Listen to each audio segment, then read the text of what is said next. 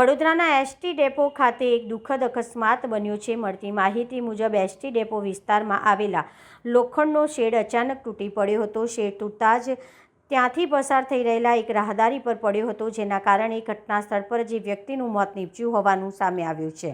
આ ઘટના બાદ સમગ્ર વિસ્તારમાં અફરાતફરી મચી ગઈ હતી અને લોકોના ટોળા ઘટના સ્થળે ઉમટી પડ્યા હતા। ઘટનાની જાણ થતાં જ ફાયર બ્રિગેડની ટીમ તાત્કાલિક ઘટના સ્થળ પર પહોંચી ગઈ હતી અને કાટમાળ હટાવવાની કામગીરી હાથ ધરી હતી।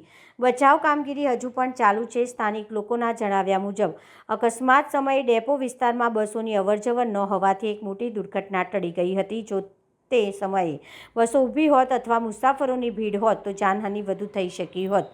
હાલ પોલીસ પણ ઘટના સ્થળે પહોંચી તપાસ હાથ ધરી છે અને શેડ તૂટવાનું ચોક્કસ કારણ જાણવા પ્રયત્ન કરી રહી છે। આ દુર્ઘટનાના કારણે વિસ્તારમાં શોકનો માહોલ છવાઈ ગયો છે।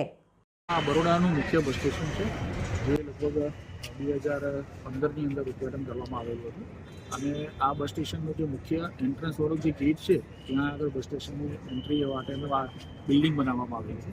એની જે મુખ્ય બિલ્ડિંગ છે એના દિવાલને ડેકોરેશન કરવા માટે પીવીસી ટાઈપનું મટીરિયલ યુઝ કરી ડેકોરેટિવ કરવામાં આવેલું છે। એનો ઉપરનો જે ભાગ છે એ અચાનક અત્યારે નીચે પડી ગયો છે અને આ બાબતે અમે આ બસ સ્ટેશન છે એ પીપીપી બેઝ ઉપર ક્યુબ કન્સ્ટ્રક્શન કંપનીએ બનાવેલું છે, એટલે અમે ફર્ધર અમારી ટેકનિકલ ટીમ છે એ જરૂરી તપાસ કરી અને નિયમ અનુસારની આ બાબત અમારી ટેકનિકલ ટીમ જરૂરી ચકાસણી કરી અને એ બાબતે આગળ ગુજરાતનું પહેલું એવું બસ સ્ટેશન છે પીપીપી બસ સ્ટેશનનું પ્રથમ।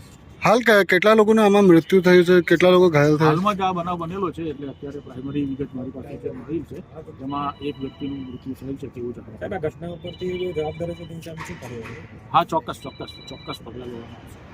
કરોડોનો ખર્ચે બનાવવામાં આવી છે, આ રીતની ઘટના 9 વર્ષમાં થાય? જી ચોક્કસ આ બાબતે વિશેષ તપાસ કરી અને જે કંઈ છે એ કાર્યવાહી આપનો પરિચય? JN પટેલ, વિભાગીય નિયામક।